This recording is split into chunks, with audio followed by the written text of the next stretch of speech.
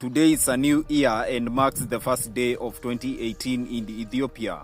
Why are the Ethiopians in 2018 and most part of the words are in 2025? Now, the Ethiopians don't follow the main calendar, which is the Gregorian system calendar, like many parts of the world do. The Ethiopians have their own calendar that is called the Ethiopian calendar. The Ethiopian calendar is a solar calendar that tracks the cycle of the sun. In the Ethiopian calendar, a year has 13 months, with 12 months having 30 days and 1 month having 5 or 6 days in a leap year called Pegum or Pegmain. It is good to know that the Ethiopian calendar was not the real African calendar. The Ethiopian calendar was evolved from a calendar in Egypt called the Coptic or the Alexandria calendar. From there and during the time of Anomundi era, this calendar has been shaped by the cultural and the religious belief of the Ethiopian Orthodox Church. Some of these cultural things that have been used to shape this calendar include the Giz language, which was an ancient language in the Ethiopian Orthodox Church. According to the Ethiopian calendar, an year begins in the 11th or 12th September of the Gregorian system calendar.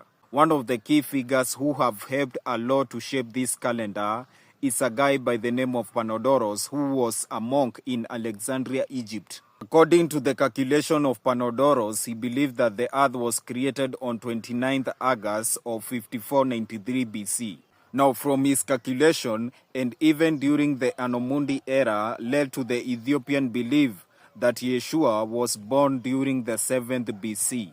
Now, the structure of this calendar of having 12 months with 30 days and a 13th month was adopted from the Coptic calendar, a calendar that was used in ancient Egypt. Now, when it comes to the Coptic calendar, this was not the original ancient calendar in Egypt. This calendar evolved from the ancient Egyptian solar calendar.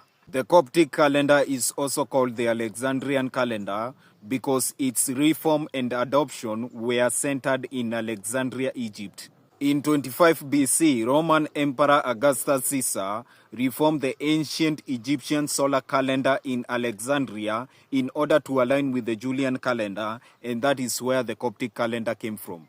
The ancient solar calendars in Egypt didn't have leap years. Now, in order to distinguish this Coptic calendar from the ancient solar calendars, scholars started calling this calendar the Alexandrian calendar.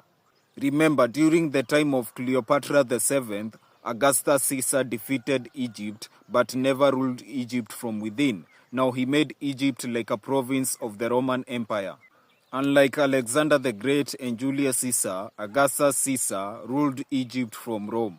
Before the Coptic calendar, ancient Egypt around 3000 BC, by that time it was called Kemet, they used both the solar calendars and the lunar calendars. The solar calendar was used for administration, agriculture, and daily life. This calendar had 12 months with 30 days and a month with 5 days. The lunar calendars were used for rituals and even religious festivals.